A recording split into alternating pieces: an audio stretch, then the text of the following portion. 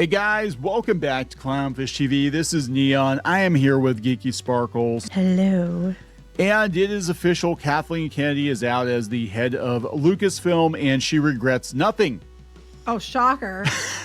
So she doesn't apologize for anything. But again, why would she? She's some big Hollywood executive. But yeah, she made a lot of missteps. We've got the rap saying that she left the galaxy in disarray. A lot of missteps. She single-handedly ruined all the IPs that Lucasfilm was bought for. She messed up Star Wars, Indiana Jones, and Willow. But she regrets nothing. Willow was so bad they had to pull it off of Disney Plus because nobody was watching it. It made more sense to just burn it than to keep it on the platform. Dial of Destiny was a massive financial failure for Disney, and she's saying, well, nobody's really interested in doing another Indiana Jones now, but she stands by the Dial of Destiny. I'm like, come on. And she was the one, I think, who pushed Bob Iger into making the Star Wars land, Galaxy's Edge, making it a LARPing experience in the sequel trilogy era, and now they're walking that back already. I don't know if she pushed him into it so much as she might have suggested it, but Iger was so up his own ass, and like we already know what he did to Lucas and everything else, and he was up his own butt, that he, of course, he was going to turn it to be about, well, so I'm heading up the new Star Wars, the important Star Wars now, and I'm the Star Wars guy. Yeah, it's going to be my Star Wars. It's more about appealing to his ego than anything else, and his ego is bigger than all the parks combined.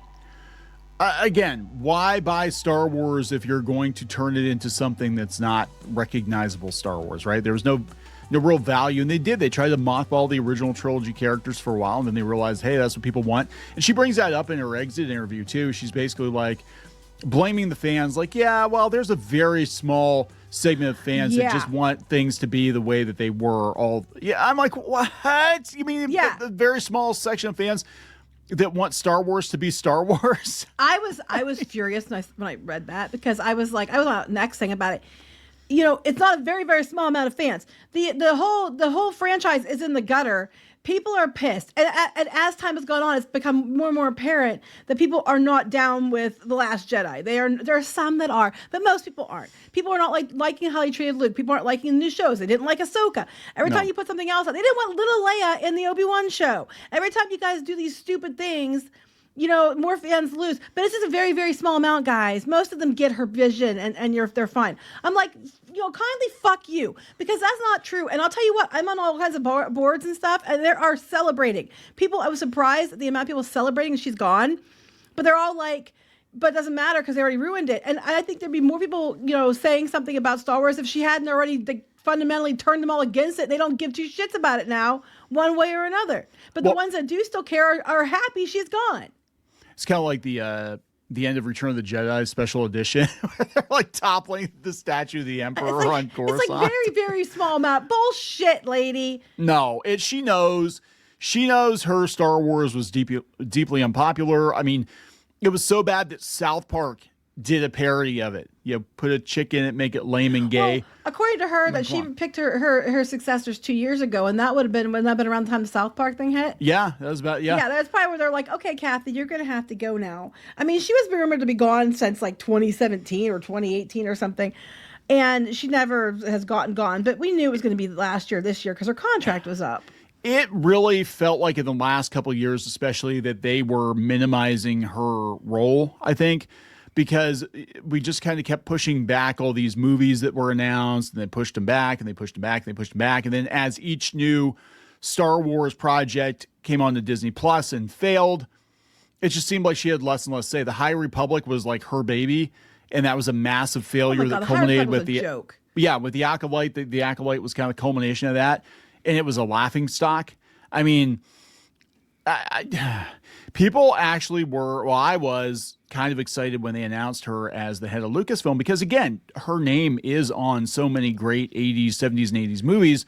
Unfortunately, when she's put in charge, this is what you get. And I think also that was when they had started the whole, put a chick in it, make her gay, make her lame shit. This is when we started seeing like, oh, there's great Ghostbusters, all women, and all this other stuff. Girl power, girl power, girl power. And she's like, yeah, let's do that. And that's where we end up here.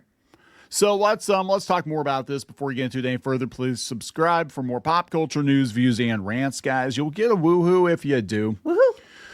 All right, go out to more.clownfishtv.com for more Clownfish TV. There you go. So let's, I'm going to jump over to Bleeding Cool real quick. They actually had her quotes from her exit interview. And I think a lot of fans are going to take issue with this because she doesn't regret anything. Well, she's not going to admit she was wrong. They asked her what the highs. Yeah, of course not. She's not going to be like, yeah, I really fucked up Star Wars, didn't I? Now I'm just going to walk away with millions of dollars in my pocket, bitches. But we knew this was coming anyway because, you know, her contract is up. She sold her one house like a year or two ago. And again, these movie projects just kept getting pushed back and back and back. So it was very obvious that she did not have the power at Lucasfilm that she did before. But here's what she said about her highs and lows. She said the highs include realizing how many people love Star Wars. The majority loved, yeah, past tense. The majority of people, and certainly the people that I run into and people outside the business, they love Star Wars. They love the movies. They might love all the shows. They might love some of the shows. But when I came into this, I realized a few things. We had walked in at a moment when there hadn't been any movies for 10 years or more, but there was still the memory of the greatest series of movies in cinema history. Don't worry, you ruined that for everybody. So you're walking into something that has enormous expectations. Yet at the same time, you know that you've got to find new characters and you have to expand the galaxy and you need to think about who the new audience is. That's what it's all about. That's what I feel I did. And that's what I feel all the people that I've worked with over this last decade did. The highs include bringing in a new audience. I think we did find new characters. There is no new audience. And the audience that got the shipper audience, which is the one you don't want.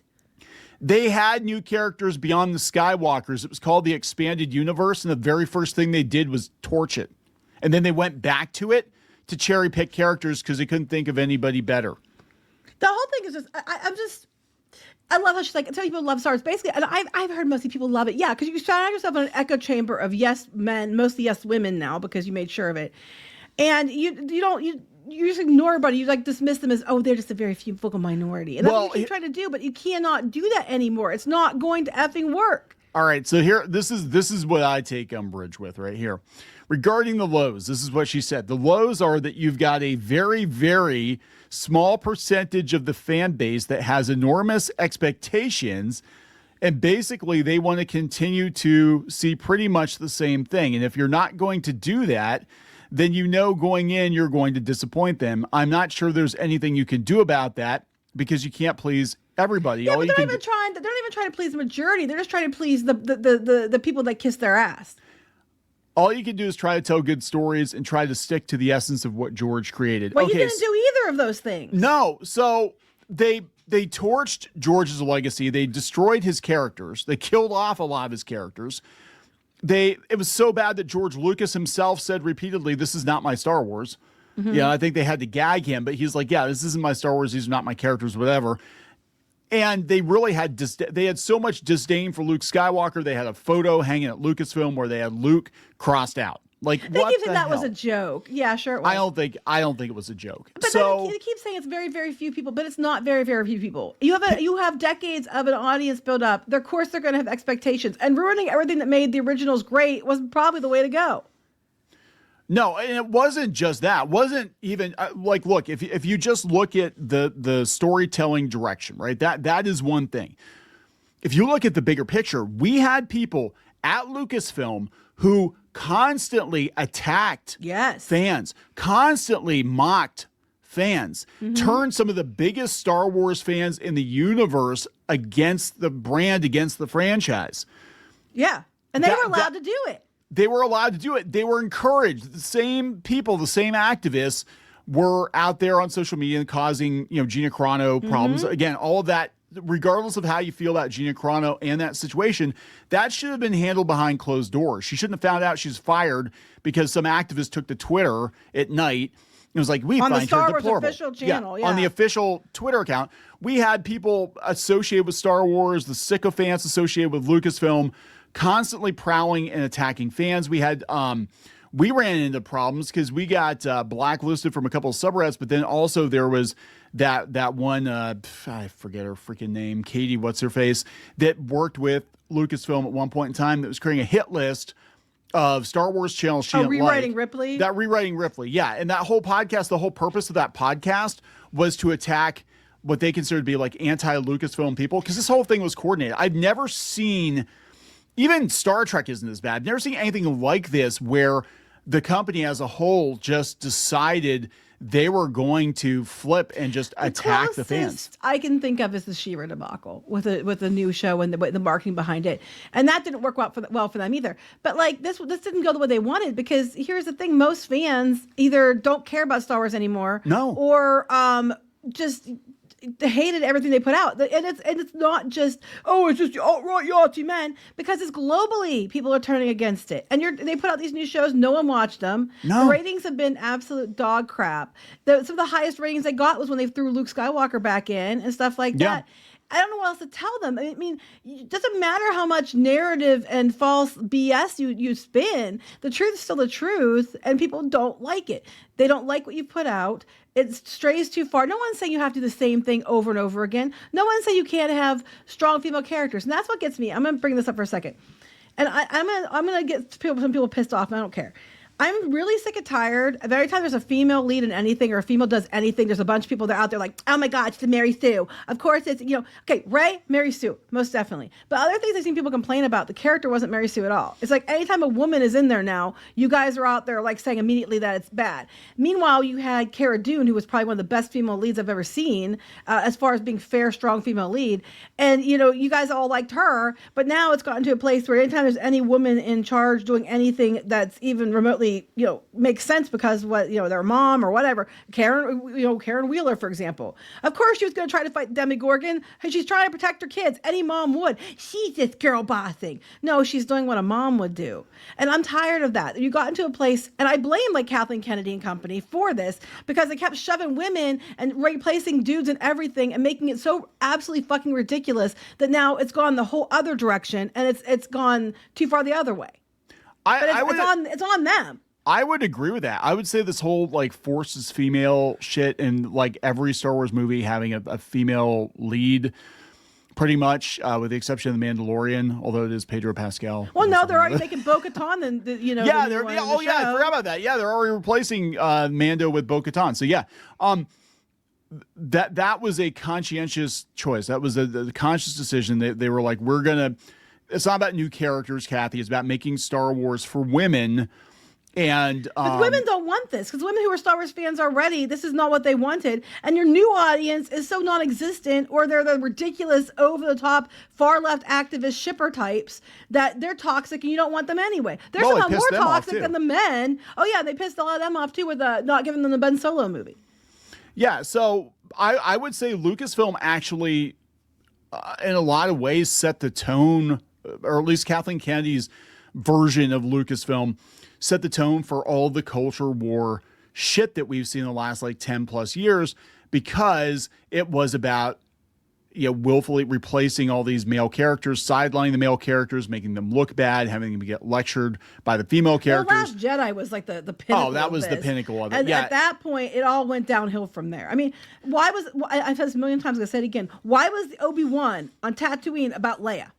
Yeah, that made no damn sense. Actually, he shouldn't have even known Leia at all. I mean, he should have known of her, but he should have known her at all. Well, he did know of her, but then it became that now he just pretend you don't know me. Yeah, that's dumb shit. Yeah, so, and then they were hinting in one of the novels that Leia had a crush on Holdo. I'm like, what the fuck? What are you doing? Wait, what? Well, then, what are you doing?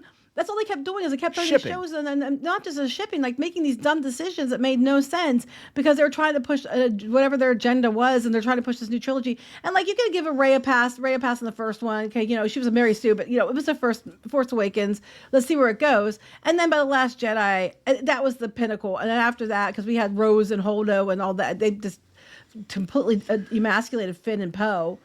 And then from there, it was just, that was the precedent. Everybody expected it. And it's like, you did it yourself. But it's not just a vocal, small group of people. I would argue the vocal minority are the ones who like it. Most people hate it. And you don't even hear from them anymore. They just don't watch, because they just so checked out. They don't give two fucks about what happens in Star Wars anymore. If there were so many of them, why didn't they turn up for The Acolyte? Why didn't they watch Acolyte? If there were so many of them, why didn't they watch Skeleton Crew? And we're talking globally. Globally, because you have to say it's political.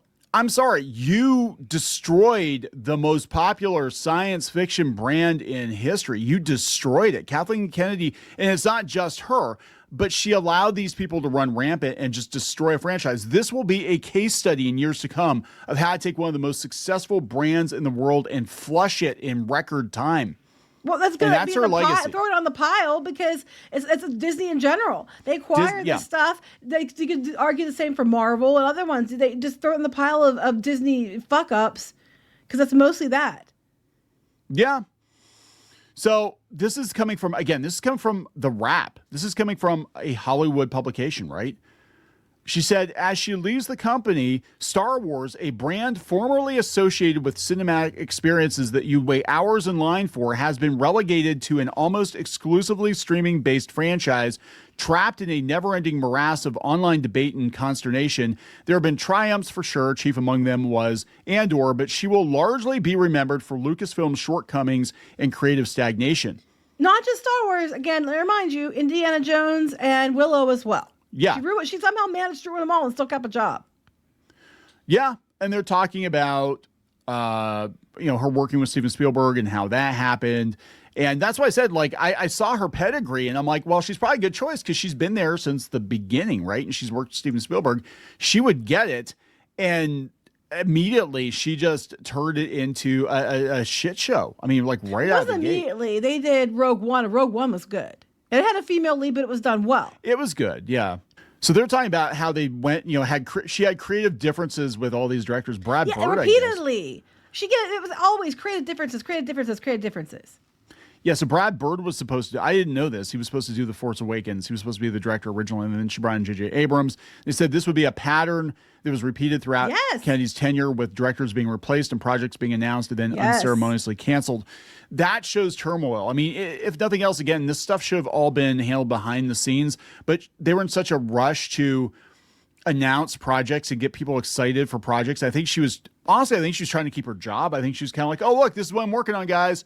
The Rian Johnson trilogy, the Taika Waititi movie. She claims is the Taika Waititi one isn't dead, supposedly, she says. Okay, I'm sure it probably is by now. It should be dead. I'm going to tell you right now. But, she kept announcing stuff, but there's always these creative differences. And I know with, Obi-Wan, they had a script and they scrapped it. I guarantee you it was probably because it was about Luke and not about Leia.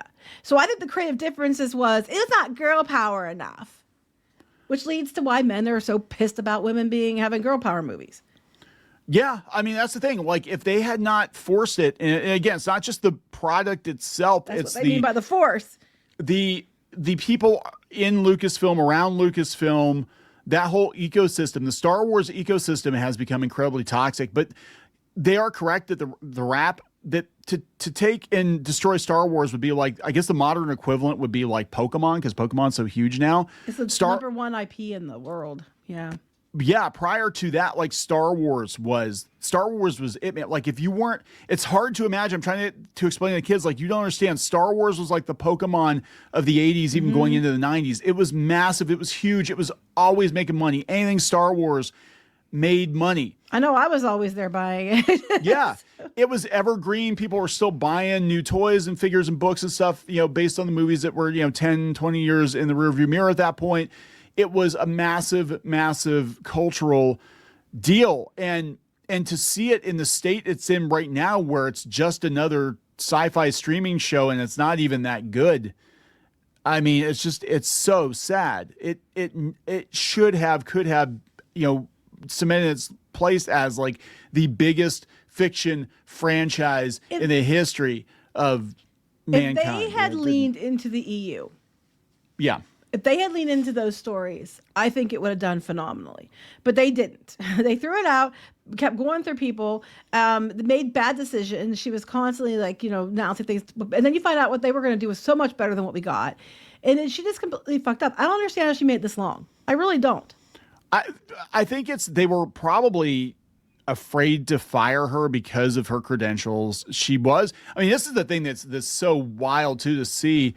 She was handpicked by George Lucas. And they mentioned that. She was handpicked by George Lucas. This wasn't Bob Iger bringing her in. I don't think Lucas thought she would do the stuff she did. I don't think so either. And plus, I think that was his way of keeping somebody that was supposed to be on his side, quote unquote, in there. And then after she got in there, Iger admittedly, threw all his treatments and everything out the window. And then they started doing this other stuff. So I don't know. She could have even been like loyal to George until Iger was there, like, going to keep your job or not, kind of situation. We don't know. I'm not excusing her behavior. I'm just saying. And she's gonna. They're paying her checks. She's gonna do what Iger wants. Yeah. But they're talking about The Last Jedi being divisive, and then they said that they walked back on the Colin Trevorrow episode 9, which I've seen the treatment for that. The Colin Trevorrow version of episode 9, they even had the props and everything built. They had the puppets and stuff built for it, and then they backpedaled and they did the Rise of Skywalker. But his treatment actually, it didn't vindicate The Last Jedi, but I think it made it more palatable in some ways, because at least the characters showed some growth and some whatever, and they were going in a totally different direction with it that would have been very different from Return of the Jedi. We didn't have the Emperor coming back again. It actually made sense within it. And it looked, if they had done that, it would have appeared to the outside that they actually had a plan, because he took the pieces from the first two movies and made it work. Instead, they just like undid The Last Jedi and The Rise of Skywalker, and then nobody was happy. And you know what gets me? Like, they brought Abrams back, and all I get from that was Rise of Skywalker. I haven't watched it, but what I know of it, all I get from it is like Stranger Things season 5. It's like they just like he heard shit something out, and it was done on the rush because he was caught in last minute, and it just doesn't work. So he said that this is Drew Taylor at the Wrap. He said someone who worked with Lucasfilm described Kennedy's leadership style as stymied by a lack of confidence in her collaborators. I think she suffers from imposter syndrome. I think she knows she's not qualified to run Star Wars. She knows George doesn't like it very much. She knows the public doesn't like it very much. So she's going to try to find people she can micromanage and bully. Well, yeah. Well, instead of correcting the situation, she's going to double down to prove that she's right. You know what I mean? Instead of like, a good leader is going to realize, okay, you know what? I made mistakes. Let's fix it. Let's move forward. Let's try to do things that are going to appeal to more fans and bring the fans back. So we got The Mandalorian. And that was, I think, more Feige than it was her. And we got The Mandalorian, and it was working because it was very much like original Star Wars. People loved it. Yeah. And then she gets in there, and then we got Obi-Wan with Leia, and Boba Fett's not Boba Fett, and all this other stuff. And instead of admitting I'm wrong and let's double down on what works and let's put Feige in charge of more things, she just, I'm going to double down on this. Let's go do The Acolyte. Yeah, that's a great idea. Let's go do that. That's what they Space said. Lesbians. All right. They said, they're talking about TV Star Wars. And they said, other than The Mandalorian and Andor, most of the shows were hugely expensive and failed to generate much interest. A live-action Star Wars series from Rick Fumiyawa, who directed the episode of The Mandalorian, was developed but remains in limbo. Outside of Star Wars, Lucasfilm faltered more severely. They tried to do this adaptation of a YA fantasy novel, Children, Blood, and Bone. That went nowhere. An attempt to revitalize Willow as a Disney Plus series lasted a single season. After the show failed to perform, Disney removed it from the platform entirely. It was just like a couple weeks after. It was literally within like 6 weeks. It was gone. So they said, they're not doing anything with Indiana Jones. They said it really did not do well. The budget was $352 million. It made $384 million globally, which means it lost money because of marketing and all that shit. They said there were other pitfalls and pockmarks that dotted Kennedy's tenure at Lucasfilm. Galaxy's Edge, the integration of the property into the Disney theme parks has been a particular pain point. The opening of Galaxy's Edge, a huge 14-acre immersive land that opened in the summer of 2019 at Disneyland Disney World, was beset by budget cuts. They were supposed to have a lot more rides, and they were supposed to have interactive droids and aliens and stuff, and they cut all that. And creative second guessing. It was set in a very specific time period in the series canon, in between The Last Jedi and The Rise of Skywalker, and opted for an earthier approach to themed entertainment. And also, it didn't show you what, like, you go to, like you said, Universal, and you could go see the places from, Harry Potter. This was, hey, look, there's a Falcon, but the rest of it, you just make up as you go. It's a new place, and you tell your own story. And it's like, no, I don't want to tell my story. I want to go to Hoth, There was, for instance, no music in the land, but rather the bleeps and bloops of unseen droids and spacecrafts, which was a very weird decision for Disney, because every damn land in Disney has theme music. Every land, every Main Street, Trust me, he knows, because he knows them all. I do know a lot. He legitimately does. He even noticed, like, they changed the music at Epcot. But, that bothers me a lot. I love the music. He can tell. David Arkenstone is the greatest Epcot musician. I just love. They got rid of it in Interventions. I love that loop. but he also does good Christmas music. Anyway, yeah, so it was supposed to, like, people walk into it and they're expecting it to feel like Star Wars. Like, you walk in and they're going to blare the Star Wars theme song, and they didn't do that. And it felt they are now. They are now, but it's like 7 years. It took Disneyland. you 7 years to make Star Wars Land feel like Star Wars? What the hell is wrong They're with you? not even fixing it. Well, Disney World yet. I'm assuming they're going to. I would recommend you do sooner than later. Yeah, you need to do it ASAP. They talked about the Galactic Star Cruiser, again, based on her era of Star Wars, a massive failure, which... It was overpriced. It was ridiculous. You're there for less than 2 days. The prices were ridiculous. And you get to do things like jiggle rocks. Yeah. Use the Force. Yeah, they said in a seeming acknowledgement that the original design wasn't working, Disneyland announced that Star Wars Land is getting revamped this week. Yes, coinciding with the exit of Kathleen Kennedy. This feels like they're like, okay, she's gone. Fix this now. Fix this shit. Patch it up. Whatever you got to do. There are piles of unsold Star Wars figures still rotting at discount stores like Ollie's. Nobody gives a shit about Star Wars. When you were saying about very, very few people didn't like it, I was like, then why are the toys not selling? Like, Star Wars stuff always sold. Like, toys and stuff flew up the shelves. And they're just like, and they're talking things that from the Force Awakens are sitting at Ollie's. The Force Awakens. The Last Jedi, a lot more from there. But you know what I'm saying? There's a bunch of Reva 10 figures. years. Reva figures are sitting there too. Shocker. Over 10 years, because the figures came out like months before the movie came out. So there have been Rey figures sitting there for a damn decade. Can you imagine original Kenner Star Wars figures sitting on the shelves in like 1995 when they brought them back? They said ultimately Kennedy's legacy will be remembered and largely defined by the projects she did choose to make and champion bold and original works of art like The Last Jedi and Andor, and all the projects. Works of art like The Last Jedi? She basically just let, oh my God, and all the projects that fell by the wayside or were changed. As a producer, she was powerful, but yeah, whatever. Ultimately hampered by indecisiveness and creative malaise.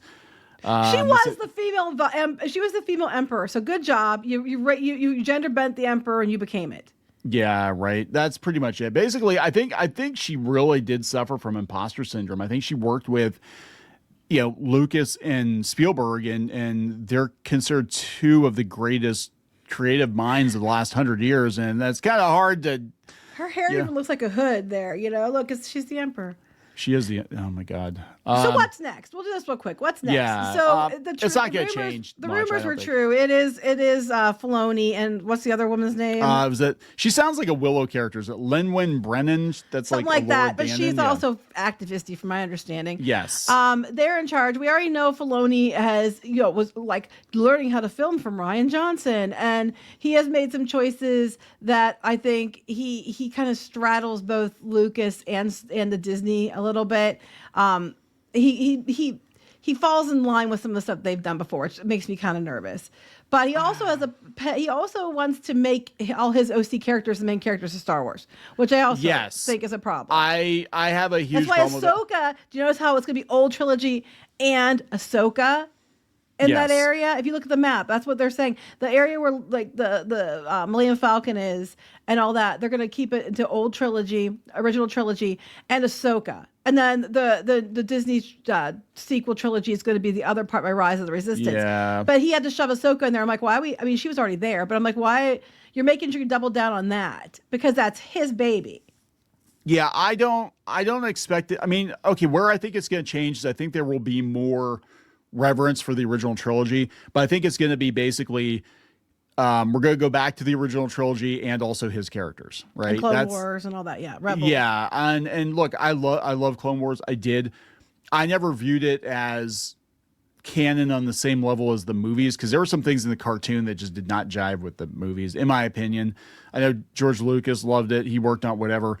Now people are like, oh, he's George Lucas's protege. I don't think George Lucas has ever said Dave Filoni was his protege. I think Filoni said.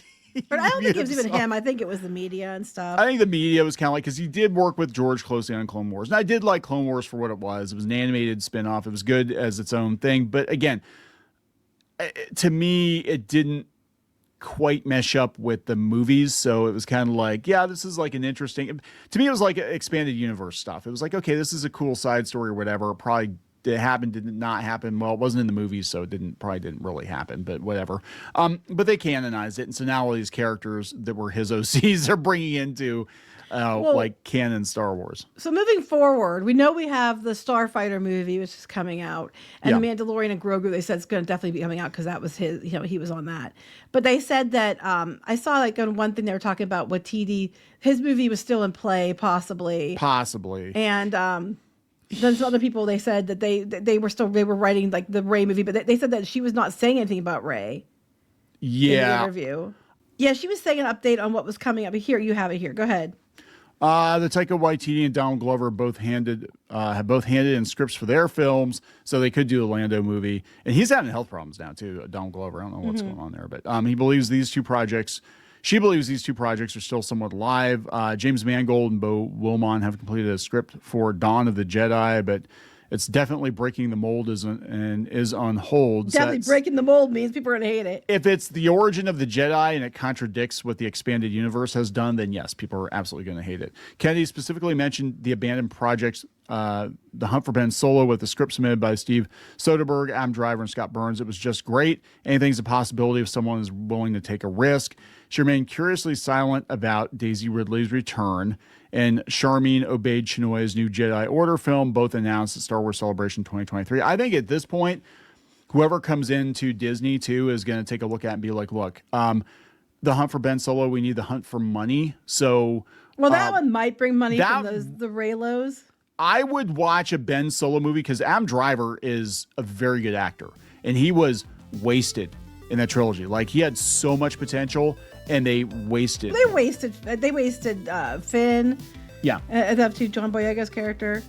So I mean, if they could pull that one off, yeah. But I think everything's on hold until The Mandalorian hits the theater, and I'm telling you, I don't think it's going to do well. Well, I don't think The Mandalorian's going to be first, isn't it? Or no, that's going to be first, isn't it? Then the Starfighter. Yeah, then the Starfighter. Yeah. Starfighter might do okay. I don't know. I just think at this point, the brand is so damaged. I think the general public is like, is it safe to go back to Star Wars? I don't even know if they are. I think they're like kind of like, we've already been baited and switched so many times. Like, we Mandalorian. Okay, we're coming back. Yeah, we're cautiously optimistic.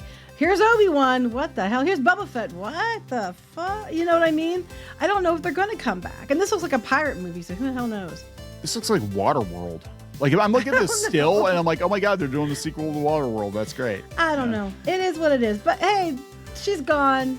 So there's that. Yep. Hallelujah. But the damage is done. So we'll see what happens. Anyway. Very, very few. My ass.